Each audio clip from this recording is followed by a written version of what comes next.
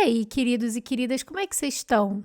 Eu tô cansada. Eu tô bem cansada. Eu tô tão cansada e maluca do cansaço que ontem eu decidi cortar minha franja sozinha com uma tesoura de cozinha às 7 horas da manhã de uma segunda-feira. Você sabe quando a pessoa toma umas decisões assim? É porque ela alcançou algum nível de estafa mental que o cérebro já não tá calculando mais assim o nível das consequências das ações da maneira que deveria, né? Graças a Deus deu tudo certo, ficou um pouquinho torto? Ficou um pouquinho torto, mas aí a minha cabeleireira que lute, né? Quando eu voltar pro Brasil em fevereiro, ou sei lá quando que eu vou voltar ano que vem. Mas deu tudo certo. Estamos cansadas ainda. Hoje acordei 5h45 da manhã de novo para dar conta de tudo que tem que fazer. Não é porque eu quero, não é porque eu gosto, é porque eu tenho que fazer isso. Acontece, vida adulta, né? A gente tem que fazer várias coisas que a gente não tá afim de fazer, se quiser fazer o que precisa ser feito. E essa época do ano também é particularmente cansativa. Deveria ser o oposto, né? Porque você pensa, pô, dezembro, o ano tá acabando, a gente tá fechando as coisas, a gente tá caminhando para um descanso, a gente pode relaxar. Não, não, não. Tem 1 milhão de pendências de trabalho, vida social, coisas para fazer, festa da empresa, festa das amigas, festa da família, viagem, e tem que fechar tudo antes disso tudo acontecer. Então, acho que tá todo mundo enlouquecendo um pouco, mas se você é mulher, e provavelmente você é, porque a maioria que me escuta aqui é mulher, mas se você é mulher, você deve estar particularmente cansada. Porque nós mulheres somos pessoas particularmente propícias a estar permanentemente cansadas. E mesmo assim, a gente tá sempre ali operando a 1000 por hora. E aí, uns dias atrás, eu tava rolando o meu próprio feed do Instagram, porque eu tava procurando, sei lá, coisas que eu escrevi anos atrás, que talvez eu possa falar sobre aquilo de novo, ou, sei lá, eu mudei de ideia, ter um novo take, fazendo pesquisas ali no meu próprio Instagram. E aí, eu encontrei uma publicação que eu postei no dia 22 de julho de 2021, que inclusive é até véspera do meu aniversário, e a legenda começava assim: hoje eu estou exausta. Entre o meu trabalho integral e o projeto que estou criando, me sinto sobrecarregada e constantemente acho que não fiz o suficiente. Hoje eu nem ia postar, e aí achei esse post perdido nos meus rascunhos.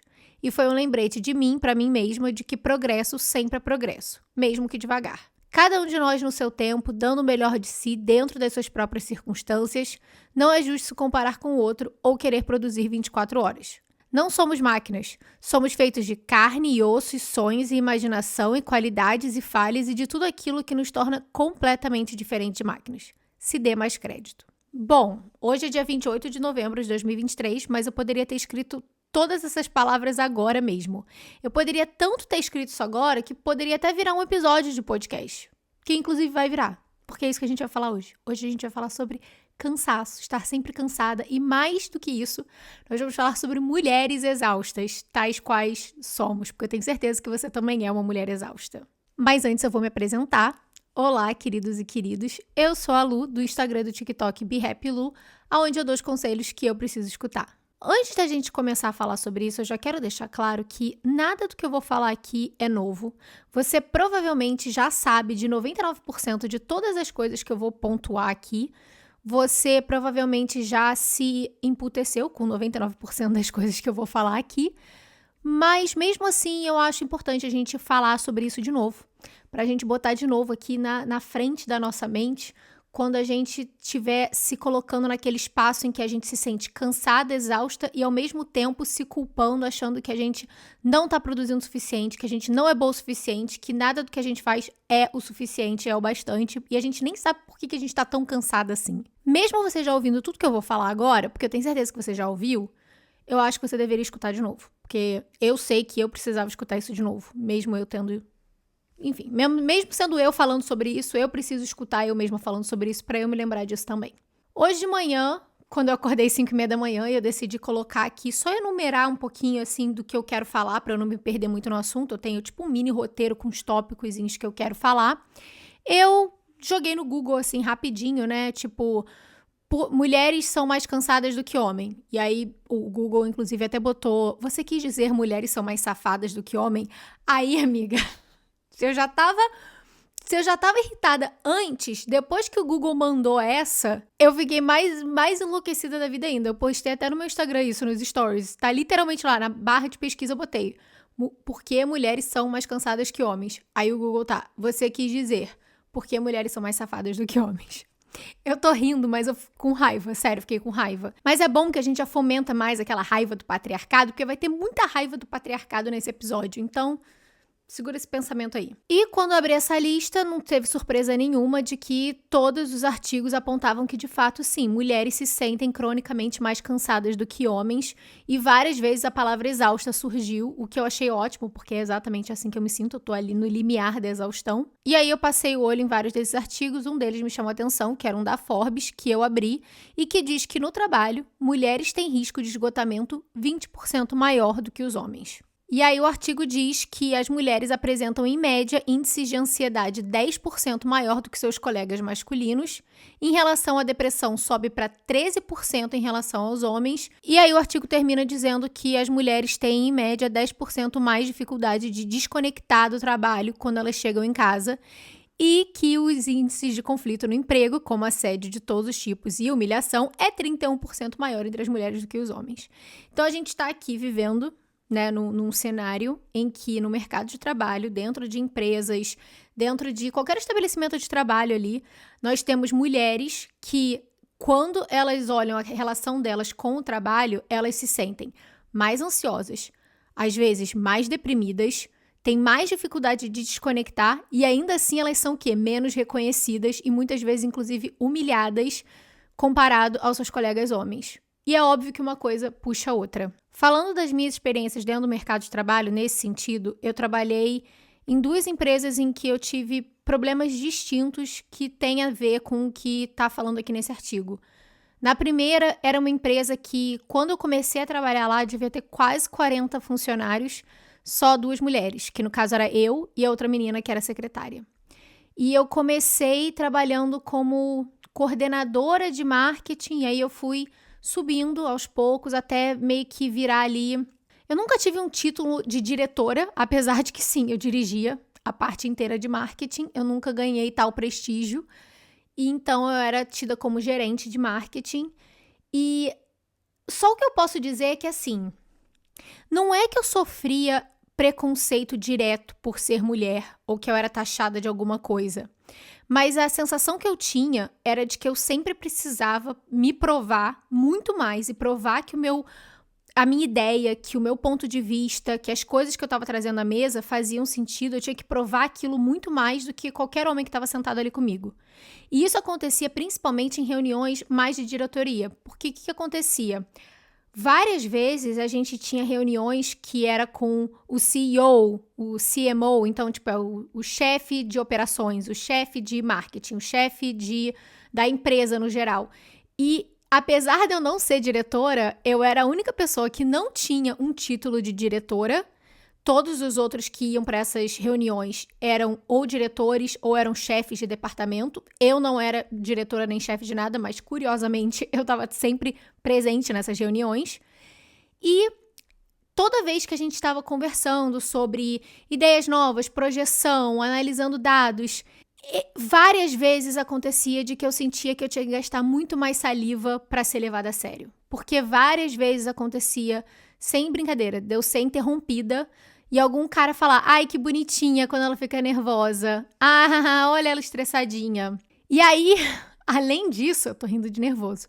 Além disso, desses comentáriozinhos, outra coisa que acontecia era que só porque eu era mulher, eu era automaticamente assinada a fazer coisas dentro da empresa que não tinham nada a ver com o meu título de trabalho. Eu não ganhava mais por isso. E eu tinha que dar conta de toda a minha carga de trabalho, que era basicamente cuidar da parte de todo o marketing estratégico e criação de conteúdo ali dentro, e fazer essas tarefas adicionais simplesmente porque eu era mulher.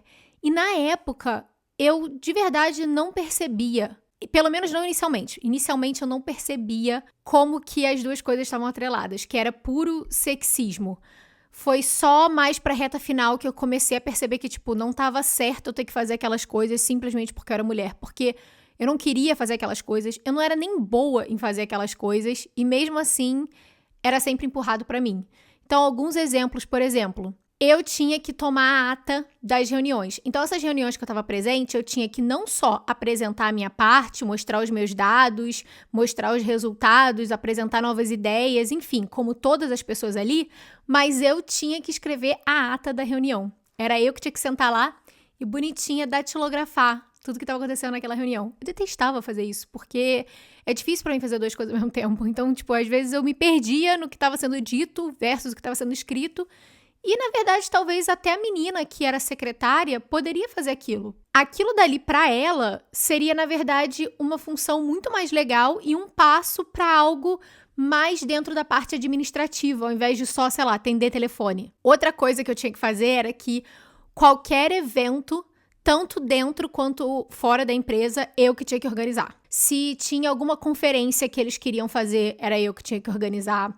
Era eu que tinha que botar todo o stand bonitinho. Se tinha alguma festa para algum funcionário, porque, sei lá, era aniversário de alguém. Eu que tinha que comprar as coisas do aniversário, tipo, eles me davam cartão da empresa e eu tinha que comprar balão, um bolo, essas coisas assim. Festa de final de ano, tipo de Natal, era eu que tinha que fazer isso. Decorar o escritório, que eles queriam que eu decorasse o escritório. Eu tinha que decorar o escritório. Não tô de sacanagem. E eu sou péssima em decoração, tá? Eu não tenho olhar artístico. Minha criatividade vem em outros jeitos, não é visual. Enquanto os bonitões estavam lá, arrasando, fazendo o que tinha que fazer de trabalho, eu tinha que dar conta do que eu estava fazendo no meu trabalho e fazer essa papagaiada toda que me falavam que eu tinha que fazer simplesmente porque eu era mulher. E aí, no meu segundo emprego, quando eu saí dessa empresa, eu coloquei na minha cabeça que eu jamais trabalharia de novo em algum ramo que fosse predominantemente masculino. Falei, não, chega, não quero. Eu tô cansada. Olha a palavra. Eu tô cansada de ter que ficar me provando muito mais e fazendo várias coisas que não são do meu interesse, que não estão no meu cargo de trabalho, que não é parte da minha remuneração, simplesmente porque eu sou mulher. E aí comecei a procurar vários lugares. Comecei a trabalhar em uma outra empresa que era um time um pouco menor. A gente tinha mais ou menos acho que eram 15 pessoas, talvez. E, na verdade, só tinham 2 homens. Então, era o contrário. Um deles trabalhava na parte de envio, né, de mercadoria. E o dono da empresa era um homem. De resto, o time inteiro, a diretora de marketing, de vendas, design, criação, a RH, enfim, todas mulheres. E eu entrei para trabalhar como, primeiramente, coordenadora de marketing, ali junto com a diretora de marketing. E o cargo foi evoluindo, eu comecei a trabalhar também na parte de branding e ajudando no posicionamento da marca em outros países e essas coisas todas.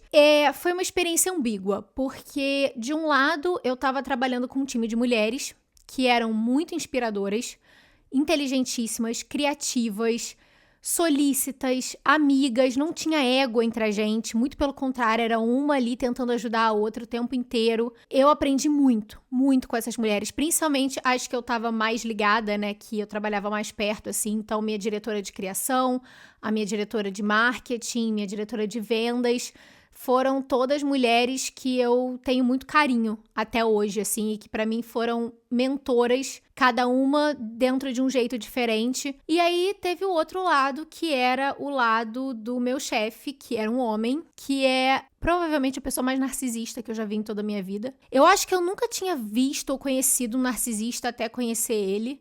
E também não conhecia traços de narcisismo até ter que lidar com uma pessoa narcisista, o que é muito confuso inicialmente. Então, existia por trás de todas essas mulheres incríveis que estavam genuinamente tentando fazer um ótimo trabalho, tinha sempre um homem que estava tentando descredibilizar todos os nossos esforços. Então, não importava se a gente estivesse crescendo em números de venda, de seguidores, de alcance, de posicionamento de marca, sempre estava errado. Se alguma coisa dava certo, ele conseguia deturpar a informação de um jeito que no final a gente acreditava que a ideia tinha sido dele, e na verdade a ideia tinha sido nossa. Se ele achasse que a ideia não deu tão certo, aí a culpa era nossa, sendo que na verdade a gente falou inicialmente que daquele jeito talvez não fosse bom, e ele tava o tempo inteiro, mudando de ideia. Então não era uma coisa do tipo, vamos começar um projeto A, e aí, sei lá, a gente combina que o projeto A vai ser desse jeito aqui. Aí eu, ou enfim, a pessoa que tá trabalhando naquele projeto, senta no escritório, trabalha ali por uma semana dentro daquele projeto, exatamente como foi combinado. Na semana seguinte, ele olha e fala, não é nada disso. Na verdade, a gente tem que fazer o B. E aí você ficava mas a gente conversou e era, não, claro que não, você tá errada, você está enganada. Na verdade, o que eu falei foi B. O jeito como ele falava e manipulava a situação fazia com que muitas das vezes eu acreditasse ou outras pessoas dentro daquela equipe realmente acreditassem que, não, pera, ele realmente falou que era B. Eu que devo estar enganada. E inclusive foi ali que eu descobri a palavra gaslighting, que eu não sei, eu realmente acho que não tem tradução para esse termo em português, mas gaslighting é quando uma pessoa, dentro de uma relação, existe duas pessoas ali e uma delas tá sempre manipulando a informação e os fatos e a maneira como as coisas aconteceram para que a outra pessoa simplesmente fique permanentemente confusa do próprio posicionamento, como se ela fosse maluca. Então, por muito tempo, eu sinceramente achava que eu tava ficando maluca mesmo. Que, de fato, eu tava entendendo tudo errado, que nada fazia sentido.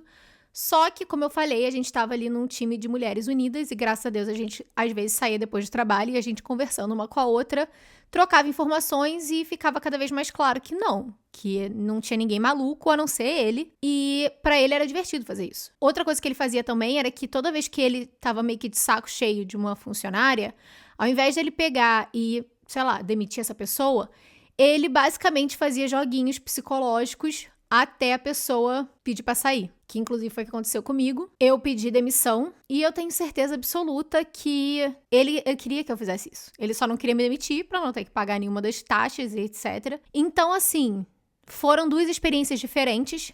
Num lado eu tinha, né, na primeira empresa, um ambiente totalmente masculino, com chefes que não eram pessoas ruins, nem manipuladoras nesse sentido, mas que simplesmente estavam tão acostumados com essa questão de machismo estrutural mesmo, sabe? De tipo, a mulher tem que fazer isso porque ela é mulher.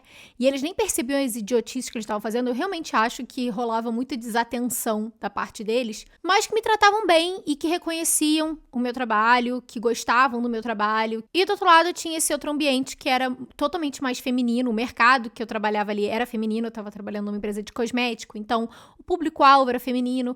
Tudo era muito desse lado, assim, feminino, mas tinha esse chefe masculino ali por trás daquilo tudo que era completamente surtado. E isso porque eu nunca nem passei por assédio sexual dentro de empresas e qualquer outro tipo de assédio e humilhação que muitas mulheres passam. Então, assim, se a gente tá falando de por que nós mulheres estamos cansadas, eu acho que dentro do espaço trabalho, toda essa experiência que eu acabei de traçar aqui, esses exemplos que eu consegui dar com a minha própria experiência, já mostra um pouco do motivo que a gente fica tão cansada de trabalhar e de achar que a gente tá sempre tendo que trabalhar muito mais e fazer muito mais e melhor e mais explicadinho do que os homens para ter metade do reconhecimento que muitas das vezes vem para eles e é dado simplesmente porque ele fez o mínimo que era necessário. Só que se fosse só o mercado de trabalho, se fosse só as tarefas de trabalho, a gente já ia estar cansada, muito cansada. Mas o problema é que não para aí, né?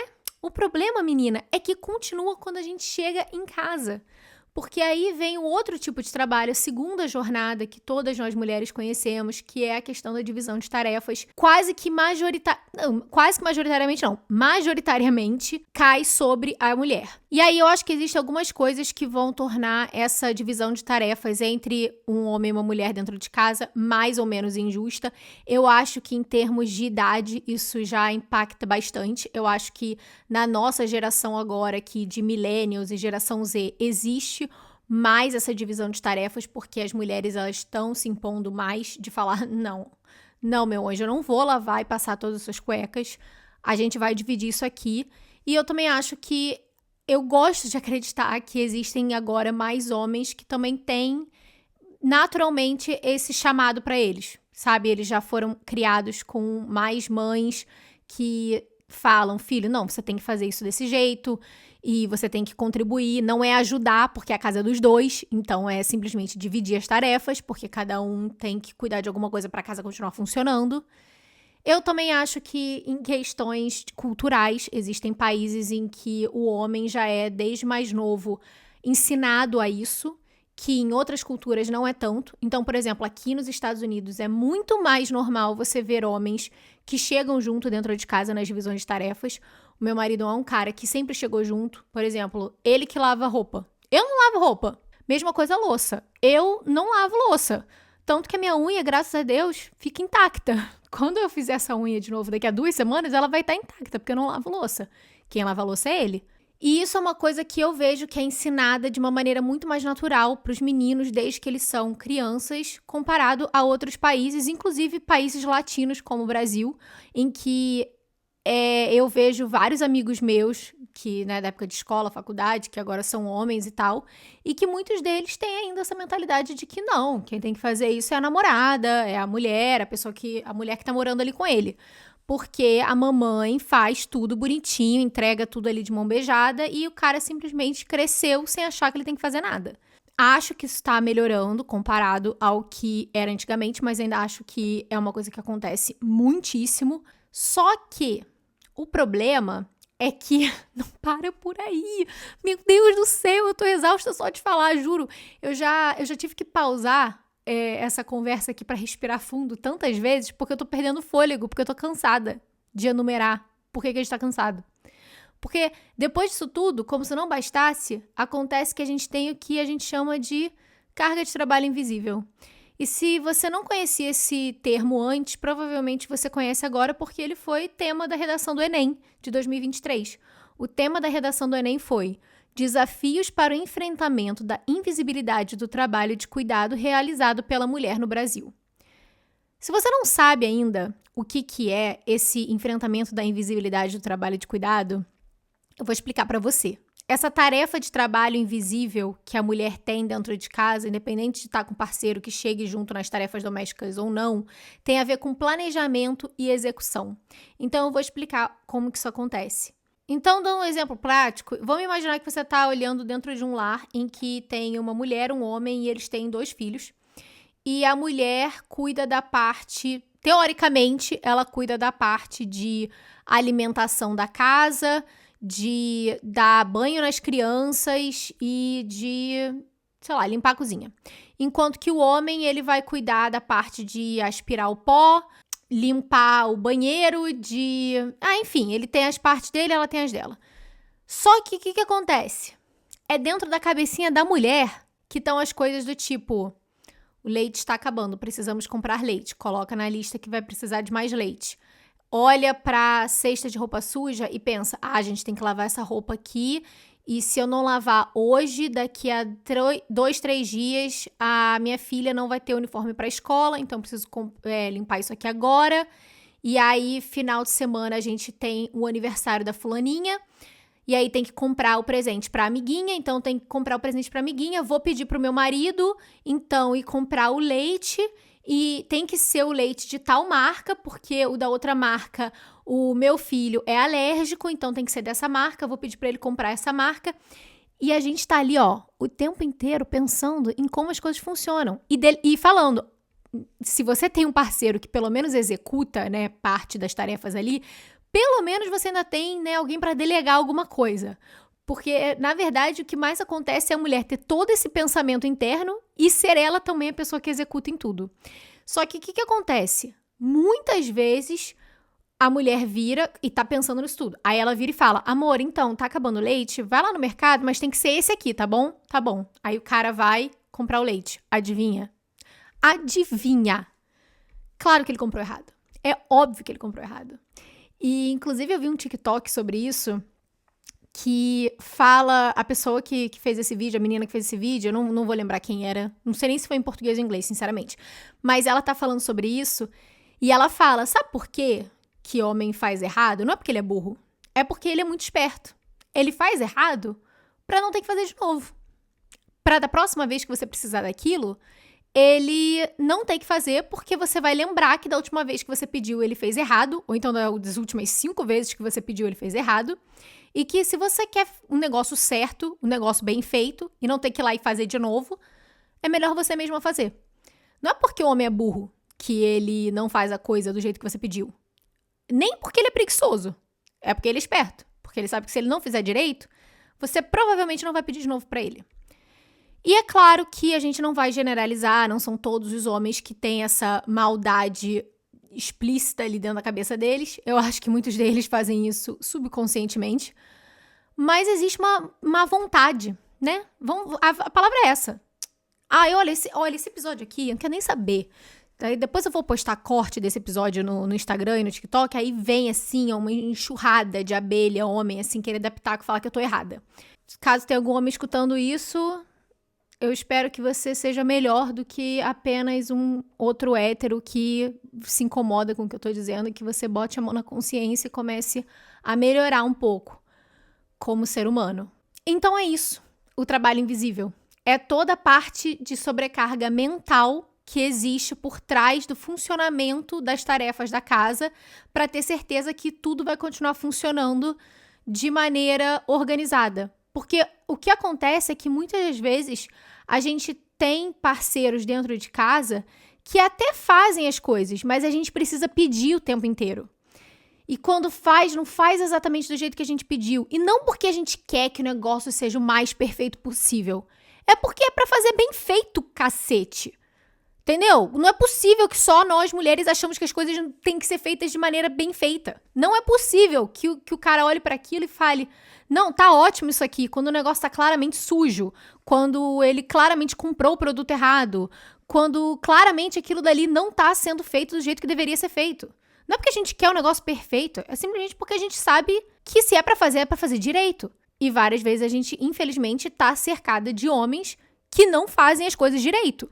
E que, magicamente, ainda assim, parecem receber mais crédito do que qualquer mulher. Porque o que não falta é, né, a gente vê aí em redes sociais pra caramba, homem fazendo o mínimo do mínimo pra cuidar do próprio filho. E ele não tá ajudando a cuidar do filho, ele está cuidando do filho que ele fez em conjunto com a mulher. 50% daquele ser humano é ele. Mas aí ele, sei lá, dá uma mamadeira. Aí fica todo mundo, ai, que lindo, ai, que paizão, ai, que maravilhoso. Amado, não faz mais do que a sua obrigação. Já dizia senhora minha mãe, não faz mais do que a sua obrigação. Então esse trabalho invisível é a gota final da nossa exaustão como mulher. Porque a gente está cansado de ter que se provar o tempo inteiro dentro do mercado de trabalho. A gente está cansada de ter que cuidar da maioria das tarefas dentro de casa. E das que a gente não precisa cuidar, entre aspas, a gente tem que estar sempre ali tocando aquilo para as coisas acontecerem. E assim, tudo isso a gente tem que fazer com um sorriso no rosto, né? A gente tem que fazer bonita, a gente tem que fazer com cabelo arrumado, com maquiagem, cheirosa, gostosa, malhada, simpática, carismática. Tem que fazer tudo isso com carisma, porque ninguém quer lidar com uma mulher difícil. Uma mulher grossa, uma mulher que se impõe. Não, isso é, sabe? Nossa, ai amor, dá um sorrisinho. Por que você tá tão nervosinha? Por que você tá tão estressada? Ah, não precisa ficar estressada, você fica muito nervosa à toa. E tudo bem, já falamos sobre isso em 1 milhão de episódios. Você gostar de fazer o cabelo, de fazer maquiagem, de fazer a unha, de malhar. Eu gosto de fazer todas essas coisas, tá? Isso aí é tudo coisa de menina, que a gente, enfim, gosta de fazer essas coisas. Mas a gente não pode negar que é uma pressão que a gente tem, que eles não têm. Não adianta nenhum macho chegar aqui pra mim e falar, não, mas porque se a gente não malhar, né? Porque se a gente...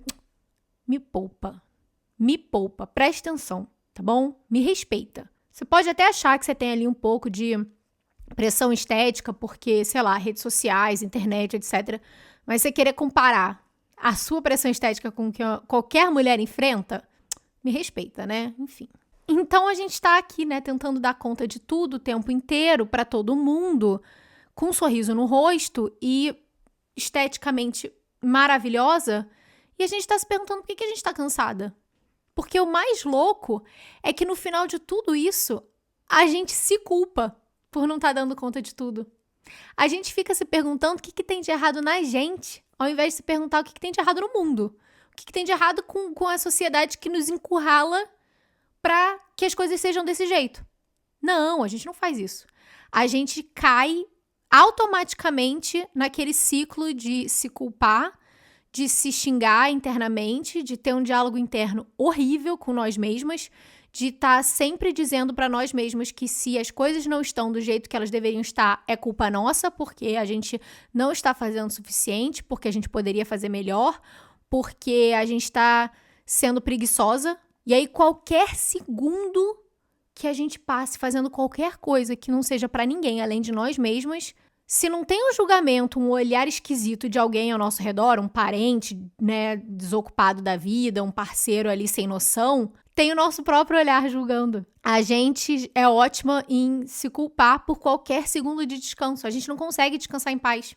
Inclusive, eu encontrei um texto no Instagram que eu salvei já tem bastante tempo. Ele é um post e tá em inglês, mas eu vou traduzir conforme eu vou lendo. E o texto começa assim: crescendo, eu nunca conheci uma mulher relaxada. Relaxada no sentido de tranquila, tá? Então, relaxed woman. Mulheres bem-sucedidas? Sim. Mulheres produtivas? Muitas. Ansiosas e com medo e sempre pedindo desculpa? Nossa, muitas delas. Mas mulheres tranquilas? Mulheres de boa? Mulheres que não têm medo de tomar espaço no mundo? Mulheres que sabem priorizar descanso e prazer e tempo para brincar? Mulheres que se dão permissão incondicional para relaxar, sem culpa, sem desculpas, sem aquele sentimento de que elas precisam merecer aquilo. Não, eu nunca encontrei uma mulher assim. Mas eu gostaria de me tornar uma. Eu gostaria que todas nós nos tornássemos uma. Eu vou ficar até quieta agora um pouquinho para você sentar com esse pensamento aí. E se você precisar de um lencinho para chorar, fica à vontade, porque eu já chorei algumas vezes lendo esse texto. E me deu um nó na garganta de novo agora. Então, vamos pensar sobre isso.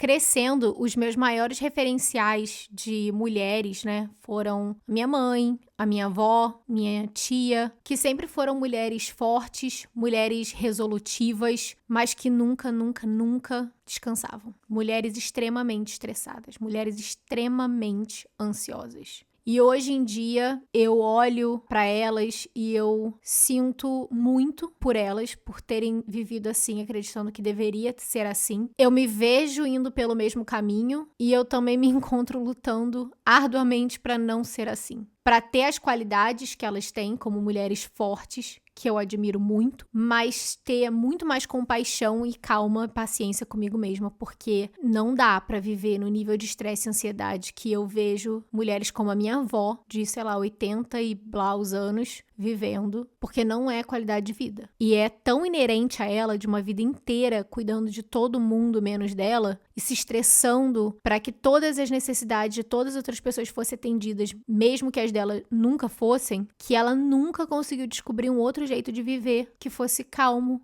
que fosse tranquilo. E isso me dá muita vontade de chorar, porque ela é uma mulher incrível, que me criou, que criou minhas primas e que merecia muito mais. E que eu sei que tá exausta. Ela tá exausta até hoje. Até quando ela tá descansando, ela se estressa, porque ela acha na cabecinha dela que ela deveria estar fazendo outra coisa. E isso é muito difícil. E eu não quero ser assim. A gente acaba confundindo essa ideia de que para ser uma super mulher, uma mulher forte, uma mulher que merece admiração, que merece respeito, a gente tem que ser uma mulher que não para nunca. Uma mulher que dá conta de tudo o tempo inteiro para todo mundo, em todas as áreas, da melhor maneira possível. E isso não existe. Se você conhece alguma mulher assim, você pode ter certeza que ela está exausta. Ela só não te contou ainda, mas ela está exausta. Em algum momento, ela já quebrou ou vai quebrar. Talvez ninguém veja, talvez seja só ela com ela mesma, mas pode ter certeza que isso vai acontecer. Todo mundo sabe que essa sobrecarga mental que nós mulheres experienciamos leva a 1 milhão de coisas, além da culpa que a gente sente, né? Essa culpa inerente, essa culpa que vem como brinde e que nos é agraciada, parece que no momento que a gente nasce e que a gente parece que vai carregar até o caixão. Outras coisas também vêm com isso. Consequências que podem ser muito graves, tanto física quanto emocionalmente. Então, alguns sintomas associados a mulheres que sofrem mais desse tipo de coisa do que homens que estão atrelados a essa sobrecarga mental de cansaço seriam piora na qualidade do sono, dificuldade de concentração, dores no corpo, irritabilidade, dificuldade para desligar a mente, cansaço, ansiedade, depressão. Se eu não tô trabalhando, eu tô pensando em trabalho ou pensando que eu deveria estar trabalhando. No mínimo, eu tô pensando que eu deveria estar trabalhando. No mínimo, eu tô pensando que tem alguma coisa que eu deveria estar fazendo que eu não está sendo feita e que isso tá errado. É muito difícil desligar a minha mente. E aí, o problema é que esses problemas que eu acabei de listar, eles dão vazão a outros problemas. Porque aí entra o comer emocional, tem compulsão alimentar, tem todos os tipos de transtornos alimentares, ou relacionamentos extremamente tóxicos em que que parece que nós mulheres a gente tá se auto-sabotando mesmo, escolhendo parceiros horríveis, porque a gente não se sente de fato digna de bons parceiros, porque a gente acha que se a gente não sabe fazer nada e que a gente não é boa o suficiente fazendo as coisas que a gente deveria fazer, então a gente não merece uma pessoa pra estar com a gente que seja uma pessoa bacana, né? A gente merece o mínimo do mínimo ali, o que dá. E a gente vai se colocando em posições de cada vez mais vulnerabilidade à medida que a gente tá cada vez mais cansada, e quanto mais cansada a gente tá, como eu até brinquei no início do episódio falando que eu cortei minha franja ontem, mas a verdade é que quanto mais cansada a gente tá mentalmente, mais dificuldade a gente tem de tomar decisões claras e que façam sentido e que sejam boas pra nós mesmos. É óbvio, a gente tá cansado. A gente tá cansado de ter que ficar escolhendo tudo e tomar decisões o tempo inteiro. E aí, às vezes, a gente acaba deixando as nossas melhores decisões pro nosso trabalho, decisões dentro do trabalho, decisões dentro de casa, decisões para outras pessoas. E aí, na hora de tomar decisões por nós mesmos, não sobrou energia nenhuma. Não sobrou criatividade nenhuma, não sobrou amor, paciência e autocompaixão nenhum. E aí a gente escolhe as coisas pra gente, tudo cagado. E caso a gente comece a se impor, aí, né, vem a retaliação. Porque aí a gente é taxada de chata, de estressada, de nervosinha, de grossa, de ríspida. E a gente aceita isso, a gente aceita esses papéis e a gente recua porque a gente acha que, de fato, a gente tá sendo essa pessoa. Quando que, na verdade, talvez a gente só esteja tentando descobrir como que a gente pode ser um pouco mais assertiva, como que a gente pode ser um pouco mais impositiva, impondo os nossos limites, dizendo não, porque é muito difícil fazer tudo isso quando a gente é treinada desde criancinha, criada a ser fofinha, bonitinha, educadinha, sorrisinho. Quando a gente tenta se desvencilhar dessas coisas, existe um caminho para percorrer. E de fato, às vezes pode ser que a gente acabe sendo mais grossa, soando mais ríspida, e a gente vai ter que aprender a regular essa régua aqui, né? A gente vai ter que começar a regular esses níveis conforme a gente vai aprendendo e ficando melhor nisso. Mas a gente precisa começar a aprender. E se no minuto que a gente tenta aprender a ser uma pessoa mais assertiva, a impor limites, a dizer não, a gente recebe de volta que a gente é agressiva, grossa, estúpida, estressada, a gente recua, a gente volta pra estaca zero, a gente nunca sai do lugar. E mais uma vez, a gente se pega se perguntando o que tem de errado com a gente, quando a gente deveria estar se perguntando o que tem de errado com o mundo. Inclusive, isso foi outra coisa que eu vi no TikTok. Ai, gente, eu adoro TikTok, cara. Nossa, é assim, o novo eu vi no Google, sabe? Não, eu vi no TikTok. Mas, de fato, quando eu escutei esse vídeo da primeira vez, eu falei, não é possível, isso não é verdade. E aí eu pesquisei e, assim, médicas que estão me escutando, se eu estiver falando alguma merda, desse minuto até eu acabar esse assunto, me avisa, tá bom? Mas aparentemente é o que tá escrito aí, não só no TikTok, que é a questão do ciclo hormonal. Porque veja bem, olha que curioso, os homens têm um ciclo hormonal de 24 horas. Isso quer dizer que durante as 8 horas de sono de um homem é quando ele está produzindo mais testosterona. Testosterona, para quem não sabe, é um hormônio predominantemente masculino. Então, homens já têm naturalmente mais testosterona que mulheres, mas é um hormônio que está relacionado à energia, força muscular, motivação, foco. Homens têm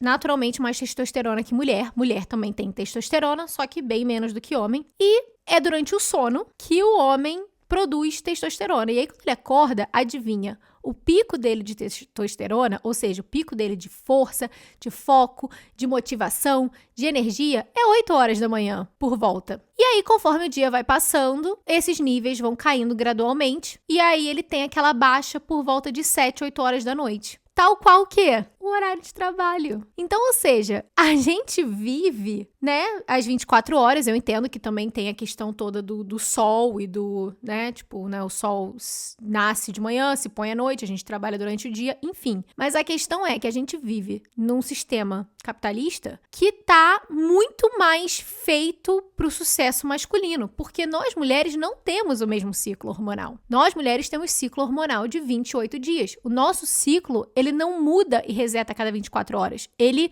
vai mudando no percurso de 28 dias. Então, nós temos as fases diferentes do nosso ciclo menstrual, em que, com alguma sorte, tá bom? Se você for uma pessoa muito sortuda, em 50% do tempo você vai ter os seus níveis de energia subindo até alcançar um pico e nos outros 50% baixando. Mas a verdade é um pouco diferente, que na verdade o que acontece é que a maioria das mulheres tem. Então, basicamente o que acontece é, durante a nossa fase folicular, que dura entre aproximadamente 10 a 14 dias, e aí vai depender do seu ciclo, é quando os nossos níveis de estrogênio estão subindo e a gente vai se sentindo com mais energia, mais simpática, mais carismática, mais criativa. E aí ele tem aquele pico, né, de estrogênio e de produtividade, energia e de tudo mais, que acontece durante a ovulação. E o período de ovulação pode durar de 1 a 2 dias, acho que talvez 3, não tenho certeza, mas é de 1 a 2 dias ali. Gente, posso estar falando merda, tá? Mas é o que eu li aqui e é o que eu lembro também das aulas de biologia. De novo, desculpa qualquer coisa. Mas enfim, ovulação dura um segundo e vai embora, que é quando a gente tá sentindo que, uou, maravilhosa, dona da porra toda, sou assim, enfim, é quando a gente baixa a leonina que existe dentro de cada uma de nós, independente de você ser leonina ou não. E aí depois disso começa o quê? O declínio, que é a fase lúteo, acho que é assim que fala em português, que nada mais é do que a TPM, tá? E que dura mais ou menos ali 14 dias e que vai durar até a gente menstruar, que é quando a gente chega no fundo do poço e que a gente tá se sentindo um lixo, a gente se acha feia, a gente talvez esteja feia mesmo.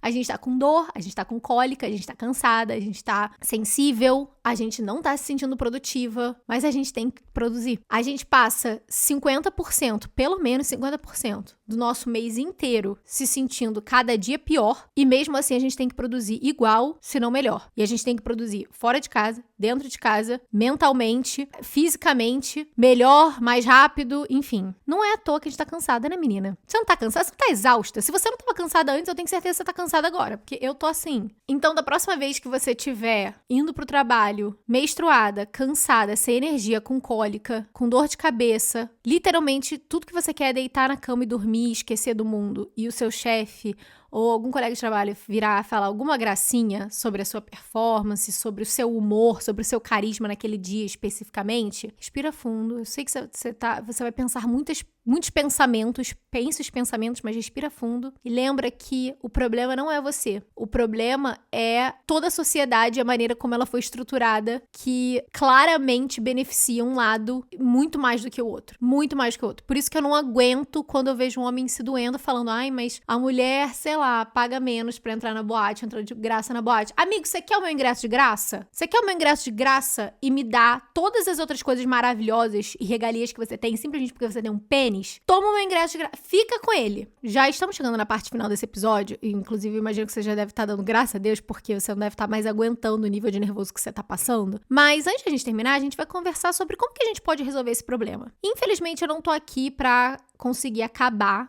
com o machismo estrutural e o patriarcado, né? Eu espero que esse episódio tenha te trazido um pouco mais de luz, né? Caso você nunca tenha pensado nessas questões, ou que você talvez agora, pensando nisso de maneira mais clara, você possa trazer para outras mulheres da sua vida que você acha que talvez não entendam tanto desse assunto, então pode ser que assim ajude um pouco, mas infelizmente eu não vou dar dicas aqui de como a gente vai eliminar o problema macro, mas eu vou falar sobre como que a gente pode lidar com esse tipo de situação, cuidando da gente de uma maneira um pouco melhor. Então, o que a gente pode fazer, né? O que você pode fazer por você mesma pra ficar um pouco menos cansada? Em termos de dinâmica do dia a dia, algumas coisas que com certeza funcionam é, primeiro, reconhecer que você tá cansada e que não é culpa sua não dar conta de tudo o tempo inteiro no nível que você quer dar conta de tudo. Então, isso é o mais importante, é você reconhecer o cansaço e também reconhecer que não é culpa sua. Depois disso, uma coisa muito importante é aprender a delegar. Eu sei, já visto tudo que eu falei aqui nesse episódio, que é muito mais difícil para algumas mulheres do que para outras, mas eu tenho certeza absoluta que existem coisas, sim, que você pode delegar e que vão tornar a sua vida um pouquinho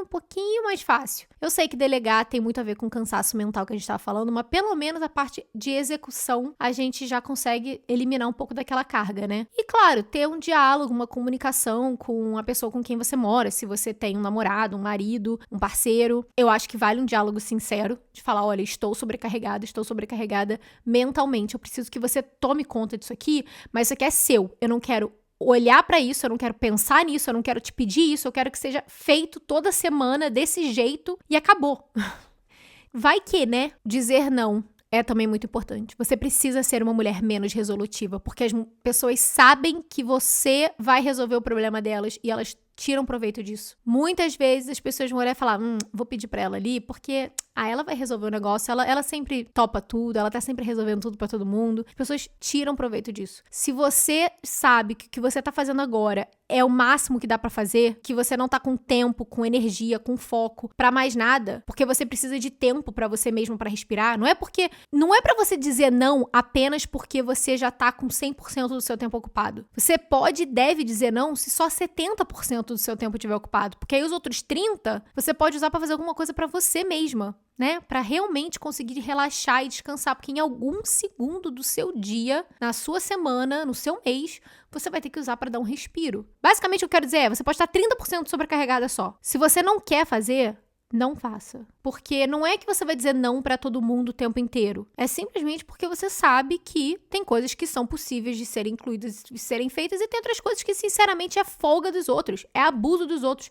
E eles sabem que estão sendo folgados. Eles sabem que estão abusando. Mas eles sabem que você vai dizer sim, que você é trouxa. Para de ser trouxa. Se você parar de ser trouxa e dizer não, e a pessoa se sentir incomodada, o problema é 100% dela. Não tem nada a ver com você. E por fim, eu acho importante você aprender qual é o tipo de descanso que você precisa. Porque para cansaços diferentes, descansos diferentes. Porque às vezes a gente se sente muito cansada, com uma fadiga mental muito grande, e aí a gente quer só deitar. Só que, na verdade, muitas das vezes o que acontece é que quando a gente tá muito cansada e sobrecarregada mentalmente, o que acontece com o nosso corpo é o contrário. O nosso corpo tá cheio de energia acumulada. E aí, nesses casos, é muito melhor você fazer uma atividade física. Você fazer um esporte. E, cara, qualquer esporte que você quiser. Você pode ir pra musculação, natação, correr, dar uma caminhada com uma passada um pouquinho mais rapidinha, sabe? Sair pra passear com o seu cachorro. Mas é literalmente gastar essa energia acumulada que tá dentro do seu corpo. Porque às vezes é exatamente isso que acontece. A gente tá tão cansado mentalmente, mas o nosso corpo tá com essa energia agitada. E aí a gente fica mais ansiosa, a gente não dorme bem. E aí, se a gente pega esse tempo